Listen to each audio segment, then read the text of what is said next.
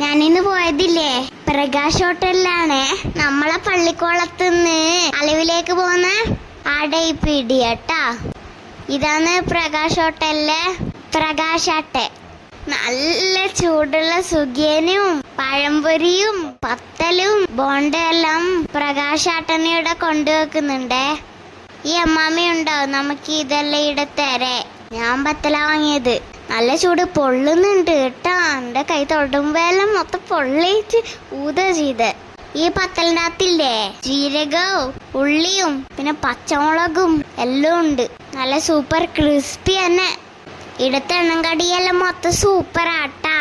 നല്ല ടേസ്റ്റ് ഉണ്ട്. പിന്നെ ഇവിടെ രാവിലെ ബ്രേക്ക്ഫാസ്റ്റിന് നല്ല പൂരി ഉണ്ടാവും. പിന്നെ വൈകുന്നേരം ഇല്ലേ മസാല ദോശയും നെയ്റോസ്റ്റും എല്ലാം ഉണ്ടാവും ഇവിടെ. മസാല ദോശക്കുള്ള മസാല ആക്കേണ്ടതാണ് ഈ കാണുന്നത്. രാവിലെ തന്നെ തുറക്കും കേട്ടോ. വിടിയ സന്ധ്യ വരെ ഉണ്ടാവും. ഇങ്ങോട്ട് വരണേ എല്ലാരും. പള്ളിക്കുളത്തുള്ള പ്രകാശ് ഹോട്ടൽ.